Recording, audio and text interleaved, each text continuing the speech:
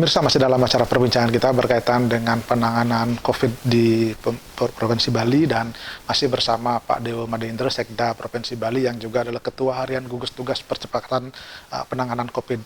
Tadi sudah dijelaskan bagaimana sebetulnya pemerintah Provinsi Bali sudah mengucurkan bantuan melalui desa-desa adat dan desa dinas dengan berbagai skemanya, dan sudah disiapkan juga sebetulnya skema-skema lain untuk membantu masyarakat. Saya lanjut ke Pak Sekda. Nah, ketika kita bicara soal penanganan penyakitnya, virusnya, kemudian yang terkait juga dengan itu adalah persoalan ekonomi masyarakatnya. Bagaimana di kita ini banyak sekali ada PHK, pariwisata kita juga kayaknya turun. Apa kira-kira langkah Pemprov untuk mengantisipasi perekonomian kita ini, Pak? Ya, Pak Gubernur dalam kaitan dengan COVID ini sudah membentuk 2 tim ya. Tim yang pertama namanya Gugus Tugas Percepatan Penanganan COVID. Itu saya ketua hariannya. Kemudian Pak Gubernur juga sudah membentuk tim khusus untuk penanganan dampak dan pemulihan, dipimpin oleh Pak Wagub. Ya. Kami sama-sama bekerja. Kalau penanganan COVID-nya, saya ketua hariannya, Pak Gubernur ketuanya. Kalau untuk penanganan dampak dan pemulihan ekonominya, Pak Wagub ketuanya. Kita ini sama-sama bekerja. Jadi tim yang dipimpin oleh Pak Wagub ini saat ini juga sudah bekerja untuk melakukan pengumpulan data, untuk melakukan kajian-kajian, dan juga untuk menyusun skema. Jadi Pak Gubernur sudah sudah punya 2 arah ini, penanganan COVID-nya sendiri, pemulihan dampak sudah sendiri. Tim yang dipimpin oleh Pak Wagub sedang bekerja mengumpulkan data, karena ini bagian yang tidak mudah. Mengapa? Memang masyarakat yang terdampak itu banyak, ya kan? Banyak. Tetapi jangan lupa pemerintah juga sudah punya jaring pengaman sosial yang namanya program Keluarga Harapan, yang namanya BPNT, yang namanya Prakerja. Nah, tentu kita harus mencari, menyasar di luar yang itu. Siapakah mereka? Yang ini yang harus didata dulu ya, supaya skema kita benar. Benar itu dalam arti begini, tidak ada orang yang double mendapatkan pada satu sisi, dan juga di sisi lain tidak boleh ada orang yang sama sekali tidak mendapatkan apapun. Jadi harus didata betul warga masyarakat kita yang sudah mendapatkan bantuan melalui skema PKH, BPNT, dan Prakerja. Dan juga warga masyarakat yang tidak masuk dalam ketiga-tiganya nih. Nah, inilah yang sekarang dalam tanda petik sedang dicari. Siapa mereka, di mana mereka, berapa jumlahnya. Karena dari sini akan ditentukan. Ada semacam istilah sekarang OMB, orang miskin baru, terutama yang ada PHK itu, Pak. Ini Dinas Tenaga Kerja sudah melakukan pendataan, sudah menemukan jumlahnya, sudah disampaikan kepada tim, dan bahkan juga sudah diusulkan ke pemerintah pusat. Dinas Tenaga Kerja kami sudah mendata berapa yang dirumahkan, berapa yang di PHK. Datanya ini sudah ada. Sebagian sudah diusulkan ke pusat, sebagian lagi akan digarap oleh pemerintah Provinsi Bali dan pemerintah kabupaten kota. Tim ini sedang bekerja.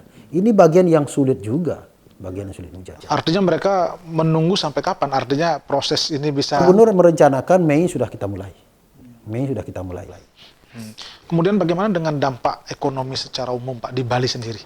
Ya, kita rasakan betul karena perekonomian Bali ini kan basisnya itu adalah pariwisata. COVID-19 ini sudah melumpuhkan sendi yang terkuat dari perekonomian kita, ya kan.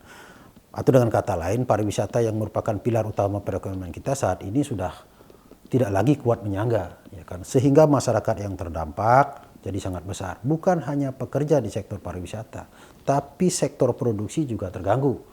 Pertanian kita produknya tidak lagi terserap ke hotel karena hotel sepi, ya kan. Tidak lagi terserap ke restoran. Kemudian industri rumah tangga, kerajinan tidak lagi diserap oleh produknya oleh hotel, oleh wisatawan. Jadi banyak sekali yang mengalami dampak. Oleh karena itu, maka pemulihannya tentu juga akan memerlukan upaya-upaya yang serius, ya kan. Kita juga pemerintah dalam hal ini Pak Gubernur sudah menugaskan timnya untuk menyusun konsep-konsep untuk recovery, ya, untuk recovery. Jadi sudah dibentuk tim khusus untuk recovery.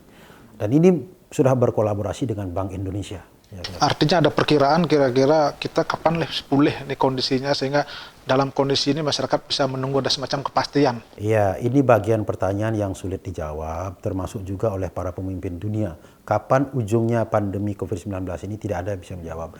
Yang ada selama ini di media adalah prediksi-prediksi. Dan kalau kita ikuti, setiap orang, setiap organisasi, setiap institusi punya prediksi yang berbeda. Ada yang mengatakan ujungnya akhir Mei, ada yang mengatakan Juni, ada yang mengatakan akhir tahun. Kesimpulannya, semua prediksi itu hanya prediksi. Pastinya kita semua belum tahu.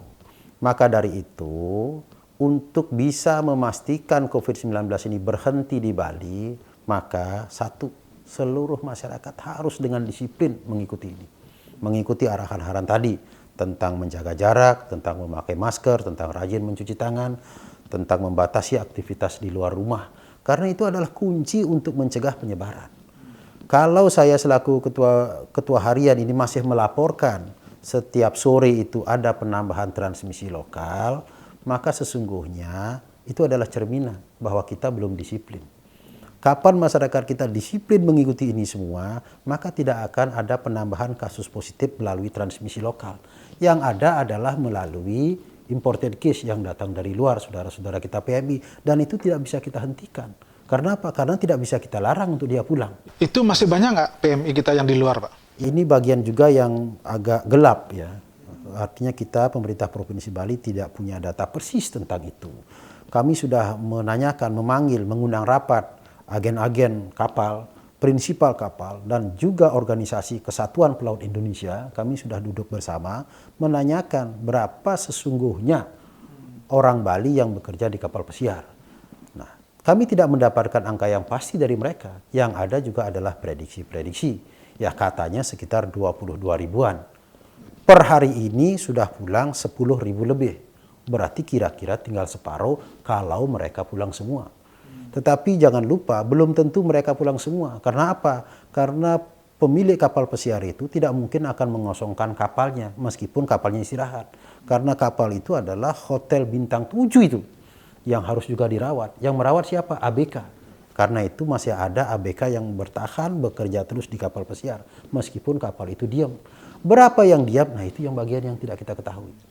Ada kesan begini juga, Pak.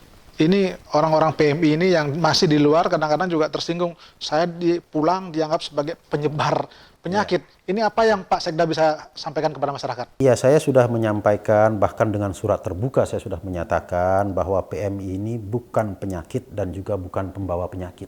Mereka itu adalah saudara-saudara kita, mereka itu adalah pahlawan-pahlawan devisa yang membawa pulang mata uang asing ke daerah kita sendiri. Mereka itu juga adalah kekuatan perekonomian keluarga mereka. Jadi tidak bijak, tidak patut kalau kita berikan stigma begitu kepada mereka. Saya sudah berkali-kali menyatakan, jangan memberikan stigma kepada PMI ini sebagai penyakit dan pembawa penyakit. Karena apa? Karena mereka bekerja baik-baik. Hari ini mereka pulang karena ada persoalan perekonomian di tempat mereka bekerja. Seharusnya kita juga terima dengan baik. Itulah sebabnya pemerintah Provinsi Bali tidak pernah mundur untuk menerima saudara-saudara kita yang pulang. Karena mereka itu adalah kekuatan ekonomi kita.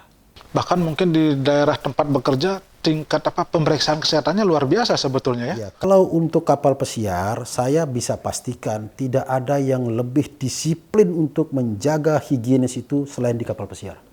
Karena di kapal pesiar itu aturannya sangat ketat luar biasa. Kapal pesiar itu juga memulangkan orang itu tidak mudah. Mereka mengkarantina dulu. Ya, bahkan lebih dari 14 hari dikarantina di kapal. Setelah itu diperiksa kesehatannya. Jangan lupa di kapal pesiar itu juga ada tim medis, ada rumah sakitnya. Mereka diperiksa. Sampai benar-benar dinyatakan sehat baru diizinkan turun kapal untuk pulang. Hanya saja dalam perjalanan mereka pulang ini kan pernah singgah di beberapa negara. Ya kan, mungkin disitulah mereka terinfeksi. Bayangkan dari Amerika Serikat kan tidak ada direct flight. Ya kan, dia pasti singgah di beberapa bandara internasional. Ya, dalam perjalanan itu bukan tidak mungkin mereka terinfeksi. Baik Pak Sekda, kita hentikan dulu sejenak dan pemirsa kami akan kembali nanti setelah pariwara berikut ini.